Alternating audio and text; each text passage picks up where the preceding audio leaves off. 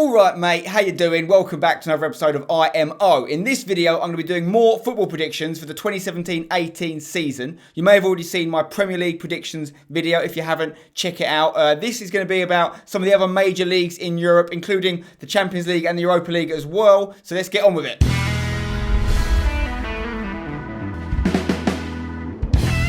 So obviously I made sure I got my Premier League predictions video out before the Premier League started. Some of the leagues I'm going to be predicting today have kicked off a little bit. I've tried not to let those results affect my decisions. In fact, I did actually make the predictions on my little notepad before I made this video. I just didn't have time to make it yet. So I'm making it now, and there's a long old season still ahead. So hopefully you guys will respect the predictions. I'm sure you won't agree with some of them, and I'm always happy to hear your comments. So we're going to get on with it in a second. Before we do that, though, I want to tell you about a huge event I'm involved in coming up this week. It's the FIWC. That's the FIFA Interactive World Cup. The World Cup for FIFA. As you may know, one of the Hashtag United boys is competing. Hashtag TAS is going to be there with the chance to win, wait for it, $200,000. That is 10 times what the jackpot was last year. That's how big FIFA Esports is becoming. It's a huge event. I can't wait to be involved in the commentary team, and I want to see some of you there with me. You can apply for tickets for the big final that's this Friday, the 18th of August in London, in Westminster, okay? They're completely free.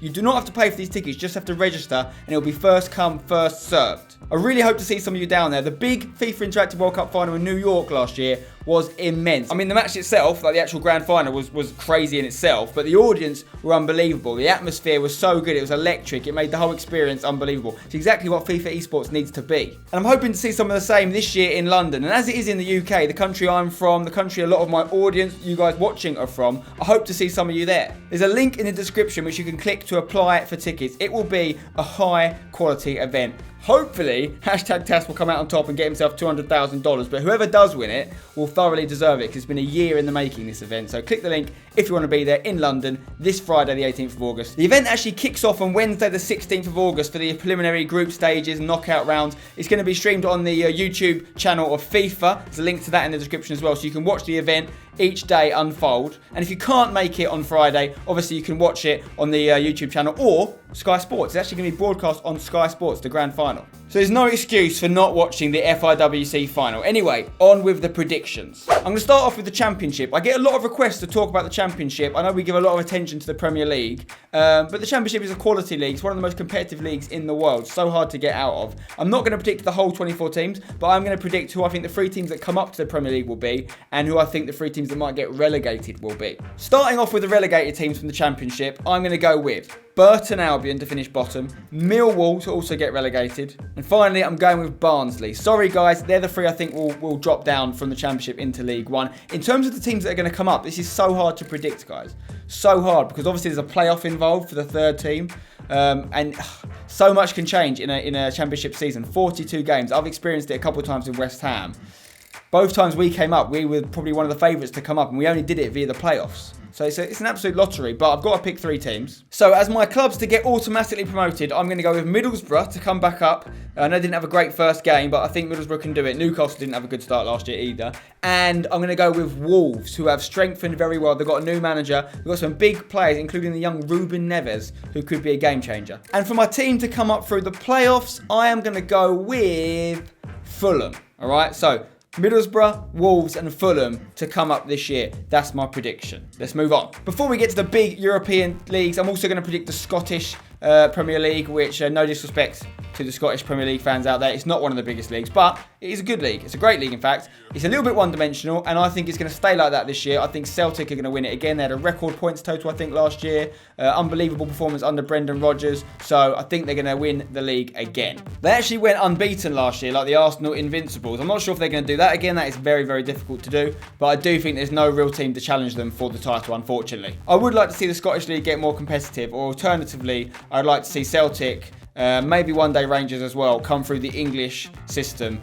Probably having to start off in the Championship, I think that's the fairest way, but eventually getting into the Premier League and competing. And I think they would. Once they're in the Premier League, I think they would seriously compete. Next up, we're going to do the French Ligue 1. Now, some people would say this is a one-dimensional league, but not last year because Monaco beat PSG. However, this summer, their squad has been stripped of a lot of its quality and it still could be stripped of more. They've already sold Mendy, of course. They've sold Silva to Man City. So Man City have nicked a couple of Monaco players. It looks like they're going to lose Mbappe. They could even lose Fabinho and they could lose them both to PSG, which is crazy. Looks like Fabinho is very close to going to PSG. Mbappe could go to a number of clubs. But if they lose them both to PSG, that's not only losing 2 players, but that's giving them to your closest rivals.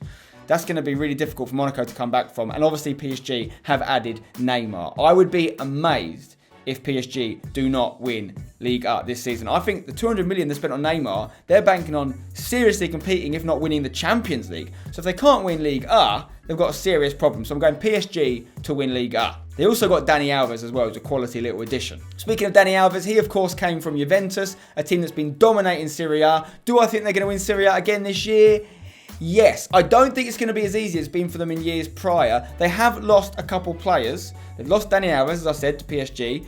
They sold Bonucci to their rivals, AC Milan. But they've brought in some decent players as well. Douglas Costa from the Bundesliga. Szczesny, who's been a good keeper in the Serie A since leaving Arsenal. Juan Cuadrado on a permanent deal from Chelsea. Benatia on a permanent deal from Bayern Munich. Bernardeschi from another Serie A club, Fiorentina. De Siglio, a right back from AC Milan. They obviously gave AC Milan Bonucci, or sold him, but they brought in De Siglio. In general, Juve are very good at recovering from sales. They haven't actually sold like the big names we've seen them lose in the past, like for example Paul Pogba. But even when they've lost Paul Pogba, they've replaced him really well with the likes of Pjanic or whomever it is. So I think that Juventus are going to be fine this year, but AC Milan are the ones to watch in the Italian league. Some of their transfers are unbelievable. The only reason I'm not tipping them to win the league is a couple.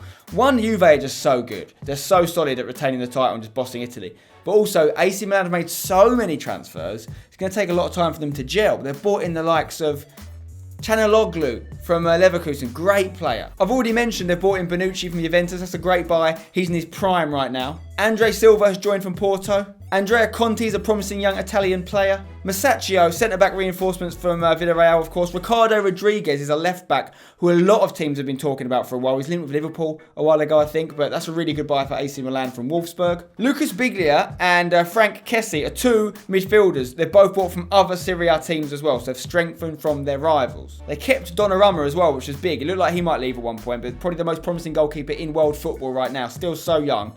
Massive for them to keep him for a few more years. They've done a lot of business. They've got a much better squad than what they've had in the past. AC Milan have been a sleeping giant of European football for a while. I think this is the start of their comeback. I don't think it's going to be enough for them to win the Serie A this year, but I expect them, along with the likes of Napoli and Roma, etc., to push Juventus all the way. Next up, we'll do Germany. I'm afraid they're going to be boring and predictable. I'm going to go for Bayern Munich win. They've strengthened their squad again. Yes, they've got rid of Douglas Costa. Yes, Robben and Ribéry are getting older. But they brought in the likes of James Rodriguez on loan from Real Madrid. I think he could tear things up for them. He just needs a lot of game time. They brought in Tolisso from Lyon. Such a versatile midfielder. Bayern are looking good. Sule, a centre-back. I'm not sure if I'm pronouncing that right. It could be Sule, but he's a strong German centre-back addition. They also brought in Sebastian Rudy from Hoffenheim. So, Bundesliga is looking wrapped up for Bayern Munich, in my opinion. Leipzig, are they going to push them again? Maybe. Are Dortmund going to get back in the mix? I'm not sure what's going on with Dortmund at the moment. I'd like to see them make a push again. I'd like other teams to win the Bundesliga, but I think it's going to be Bayern this year. Next up is La Liga in Spain. Who's going to win this one? Now, traditionally, it is obviously a 2-horse race between Barcelona and Real Madrid. Do I see that changing this year? No. It's going to be between these two guys again. But the big news, of course, is that Barcelona have lost Neymar. And as I'm recording this right now, we don't know who Neymar is going to be replaced with. Is it going to be Coutinho? Is it going to be Dembele from Dortmund, which will hurt Dortmund's chances of competing with Bayern, obviously, and it's getting late in the window now? Is it going to be Mbappe, the person that Real Madrid have been chasing all summer? Or are Real Madrid going to get Mbappe? What's that going to mean for Gareth Bale? There's still a lot of things that could change in the transfer market. I don't think, as it looks right now, Barcelona are going to beat Zinedine Zidane's Real Madrid. I think Real Madrid are going to do it. And I think Zidane may have just...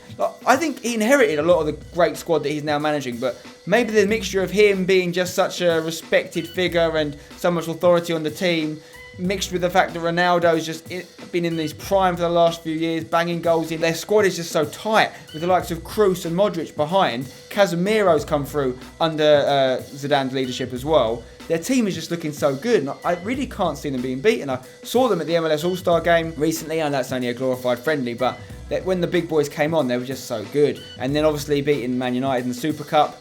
I think Real Madrid could do it again in the league, maybe even the Champions League. We'll talk about the Champions League in a minute, but for the Liga, I'm going to go with Real Madrid to win it again. Barcelona could bring in some big names, And maybe they could use the Neymar money to buy more than one person to bolster their squad, because they're going to need an Iniesta replacement in maybe a year as well. So they've got to think about that. The era of the Messi, Iniesta, like Xavi team that just bossed it for 3 or 4 years in Europe is gone. Obviously, we've seen Xavi go a while ago now. Iniesta's powers are dwindling. Messi's still got it, but even the MSN doesn't exist anymore. So they've got Suarez, sure, maybe 1-2 more years out of him doing what he does.